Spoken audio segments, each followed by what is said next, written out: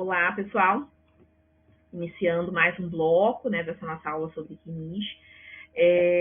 Só reforçando que eu falei, salvo engano, no primeiro bloco, dessa situação do contribuinte individual, né, que presta serviço para a empresa, que agora está no CNIS com esse indicador de agrupamento de contratante / cooperativa, né? Só para fixar aí o entendimento para vocês, apesar de não ser o objetivo da nossa aula falar sobre isso aí, mas só para reforçar que esse contribuinte individual que presta serviço para a pessoa jurídica, ele tem presunção do seu recolhimento desde a competência de abril de 2003, tá? Então, se a gente tem um contribuinte individual prestador de serviço para a empresa, desde abril de 2003, o recolhimento dele é presumido, tal qual acontece com o empregado, com o doméstico, com o trabalhador avulso. Então, faltando esse vínculo no CNIS, a gente pode ainda assim tentar buscar a validação desse período? Pode, através de prova. Vou dar um exemplo para vocês. Síndico. Os síndicos que ou recebem algum salário, ou têm isenção da sua cota condominial, e essa isenção ela é uma remuneração indireta, o condomínio precisa contribuir, fazer a contribuição previdenciária daquele síndico, seja sobre o valor da remuneração, seja sobre o valor que ele tem aqui de redução de cota condominial. Então, se chega um cliente no escritório que é síndico, que não paga condomínio, o que eu vou fazer? Você não paga condomínio? Não. Desde quando? Desde que eu assumi há 3 anos atrás, né? A gente vai pegar as atas do condomínio, comprovando que ele é síndico, e o boletim dele todo mês do condomínio zerado, para você comprovar o quê? Que ele exercia essa atividade como síndico, ou seja, ele prestava um serviço para aquela pessoa jurídica do condomínio, só que, olha, e ele recebia o quê? A isenção da cota. Se ele recebia a isenção da cota, o condomínio tinha a obrigação de recolher. Se não recolher, o problema não é dele, tá? Mas o condomínio tinha a obrigação de fazer esse recolhimento. E esse período, se for a partir de abril de 2003, vai ser computado para todos os fins. Carência, tempo de contribuição, qualidade de segurado, né? A gente tem muito caso de síndico que a gente deixa passar aí no nosso dia a dia. Fiquem atentos. Também é importante que no CNIS a gente confira se o segurado recebeu algum benefício anterior. Se eu estiver fazendo uma concessão para ele, por que eu vou fazer isso? Porque se lá atrás ele já tivesse o direito, eu posso fazer uma revisão de ato de indeferimento, ou posso mesmo ajuizar diretamente uma ação buscando os atrasados desde lá de trás. Se eu estou fazendo um planejamento, isso também é importante para mim. Por quê? Se eu estiver fazendo um planejamento, eu vou verificar naquele caso concreto se esse cliente não tinha direito lá atrás, porque se ele tinha, além do planejamento, eu vou vender para ele um serviço que é de reversão ali dessa negativa que ele teve, né, para a concessão do benefício. Então, vejam que essa análise é importante, independente de eu estar fazendo uma concessão ou de eu estar fazendo um planejamento. A gente tem casos, gente que tem segurado que tem vários benefícios, né, indeferidos. Eu já tive um caso que foi para o planejamento, que o segurado já tinha pedido vários auxílios de doença e foi negado. Ele não tinha direito à concessão de benefício naquele momento, tá? Mas aí, uma vez que a gente identificou uma situação como essa aqui no CNIS, a gente conversou com o cliente para entender, né, o que de fato tinha acontecido, né? Se esse cliente ele estava realmente incapacitado. No caso desse cliente, ele estava incapacitado. Então, a gente fez o planejamento, vendeu o serviço do planejamento, no final ele saiu ali contratando um serviço para a gente de concessão desse benefício por incapacidade que ele não estava conseguindo sozinho, né? Felizmente até conseguimos nesse caso, ok? No CNIS, a gente também consegue observar se o cliente está recebendo parcela de recuperação, que vem para a gente a informação de que ele está recebendo mensalidade de recuperação, inclusive qual que é a data que teve fim essa parcela de recuperação, ou se eu vejo antes dessa data, a data já vai estar constando lá, a projeção, né? Até quando que o segurado vai estar recebendo o benefício, ok? Outro ponto importantíssimo a se observar no CNIS são as contribuições. A gente precisa verificar se está tudo certo com essas contribuições. Vou fazer até um desafio para vocês. Olhem essa página e olhem essa página do CNIS do mesmo cliente. Pausem aí, voltem, rebobinem. Tentem descobrir se vocês acham algum erro aqui nesse CNIS. Pausaram, voltaram da pausa. Para os colegas mais atentos, eles perceberam o seguinte, olha, isso aqui é tudo um vínculo só. Esse vínculo aqui na sequência 5, onde ele era empregado de uma determinada empresa. Então, todas essas contribuições são da mesma empresa. Aqui, em 2003, ele recebia na faixa de 1.100 e pouquinho, 1.200, né? Depois, ele passou a receber aqui na faixa uma oscilação maior, entre 1.700, 1.500, mais ou menos 1.500 aqui é a grande faixa, né? Depois, ele começou a receber aqui na faixa de 1.200, mas ainda dentro ali da faixa dos 1.500. O que dá pra gente a impressão de que provavelmente é um segurado comissionado, então que faz muito hora extra, né? Por isso que ele tem muita variação de salário no mês. Só que olha aqui, 300 e poucos reais. Um segurado que recebia 1.000 e pouco, como é que ele pode, tá recebendo 300 e poucos reais? Isso é uma coisa que tem que chamar a nossa atenção, porque não existe redução de salário na legislação brasileira, né? Então, ou esse segurado antes fazia muita hora extra, e tinha comissão e deixou de ter, ou a gente tem alguma coisa errada com essas contribuições. Muito provavelmente foram informadas errado, né? Não sei se foi especificamente esse caso que eu estou mostrando para vocês, mas eu tive um caso no escritório em que a gente identificou exatamente esse cenário. Como é que o segurado vinha recebendo 1.000 e pouco, passou a receber 300? Tem alguma coisa errada, né? Não pode ter redução salarial, alguma coisa errada tem. E aí eu mesmo que fui conversar com o RH da empresa. O que o RH disse para mim era que o estagiário, sempre culpa do estagiário, né? O pessoal adora jogar culpa no estagiário. Que o estagiário que estava processando as folhas de pagamento e que tinham 2 funcionários com o mesmo nome, eram homônimos, e que ele estava trocando ali na hora de fazer esse envio dos dados, né?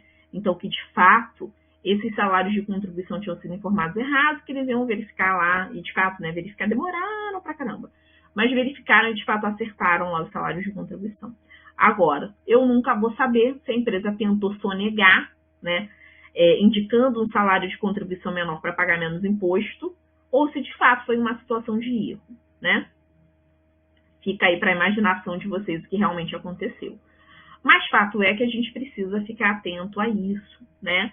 Porque o benefício do cliente é calculado com base nisso. Se o salário de contribuição está errado, a gente precisa acertar, porque isso vai ter impacto no benefício, na concessão, no cálculo do nosso planejamento, né? Outra situação são saltos de contribuição. Vejam que aqui a gente tem a contribuição de outubro, sempre na horizontal, lembrem. Aqui é de novembro de 2017. Depois eu vou para maio de 2017. Cadê dezembro, janeiro, fevereiro, março e abril? Né? Vou até ampliar aqui para ficar melhor para vocês verem.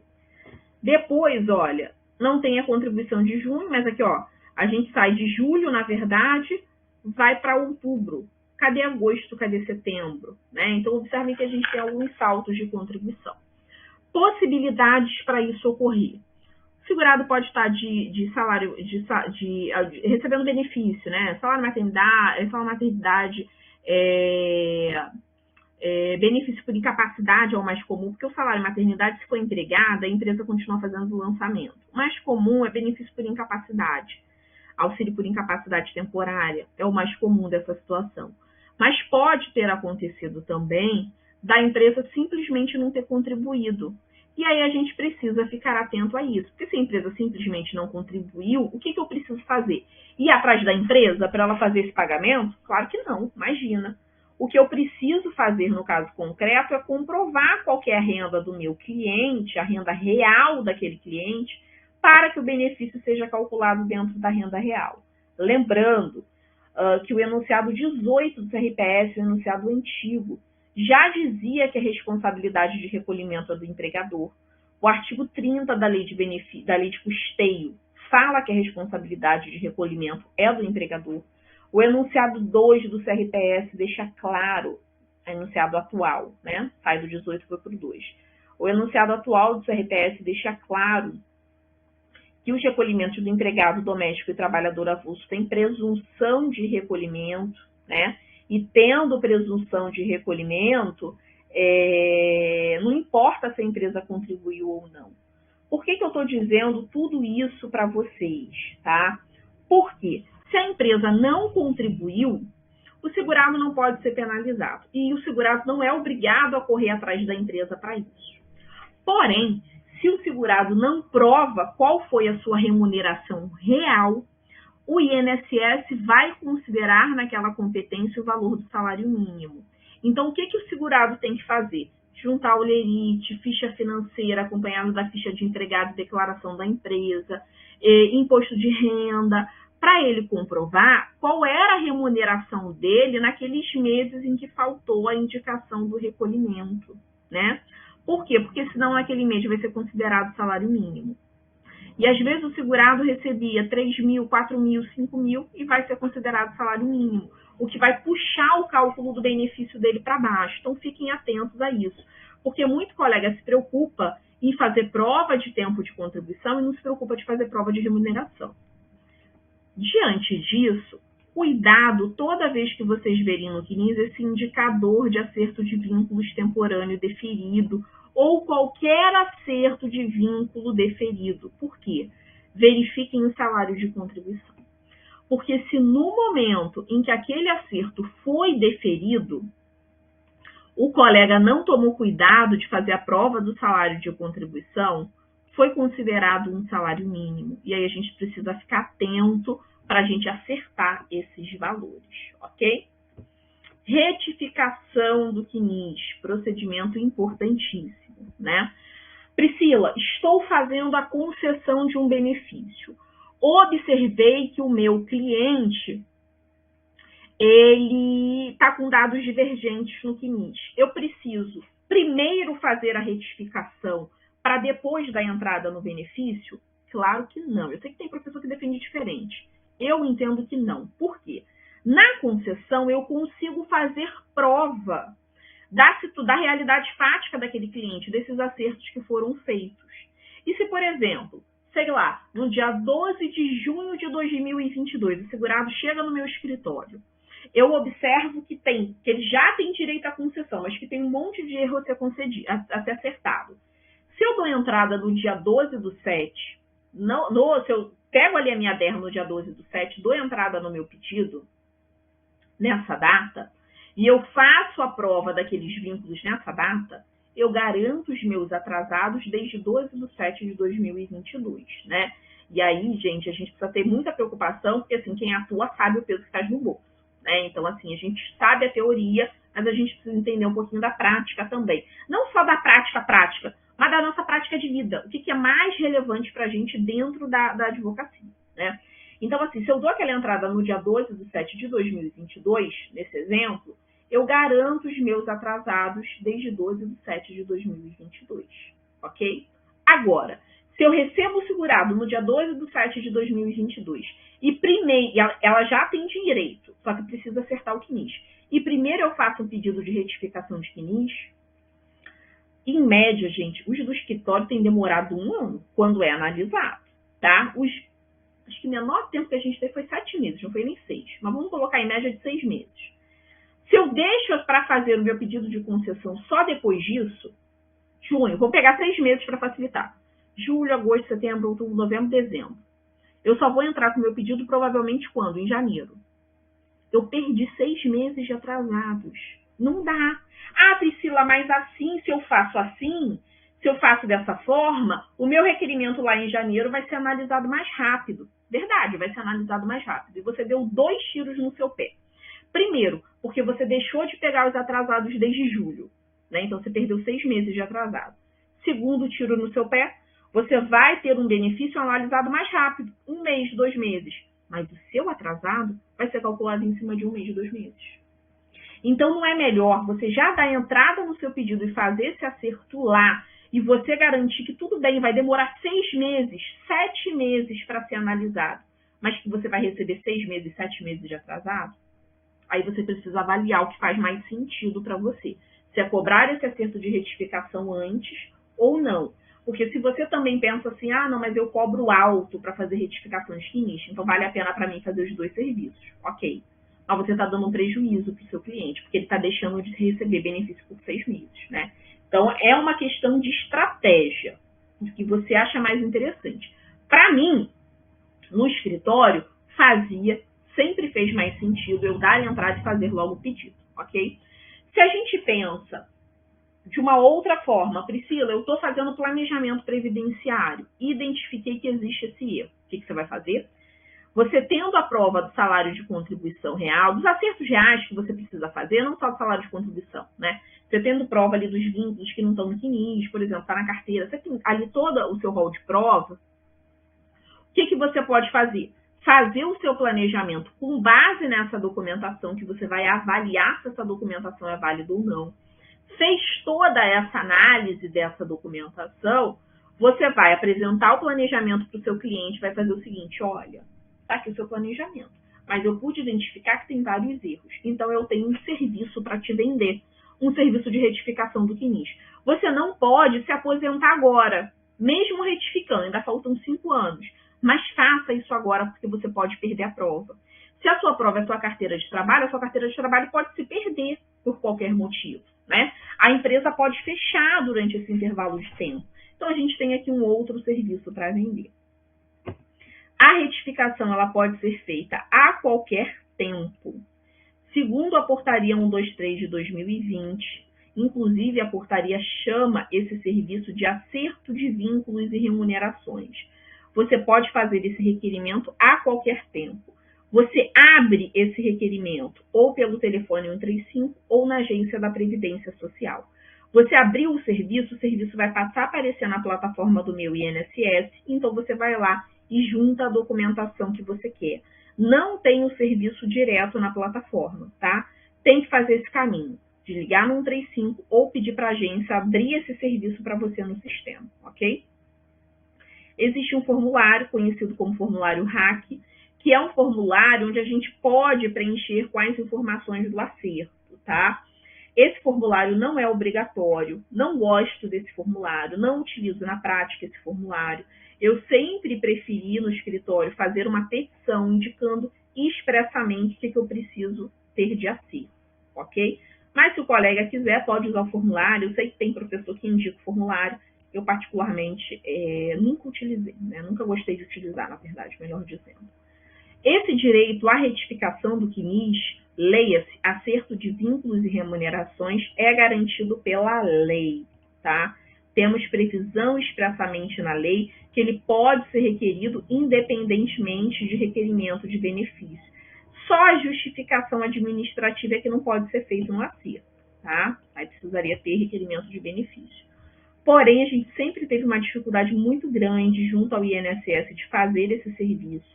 A gente tinha esse memorando circular conjunto 56, que resguardava o direito de fazermos esse serviço, mas o INSS tentava forçar uma barra para que a gente só fizesse esse requerimento na hora da concessão.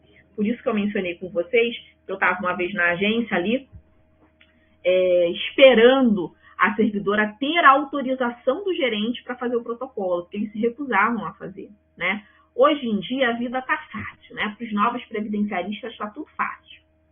Temos a portaria 123, que, como eu mencionei, prevê expressamente esse serviço, tá? Aqui é a cara do RAC, vou colocar ele no material para vocês, apesar de eu não gostar, mas está aí a cara, né? Pra vocês verem como é que é a cara do formulário.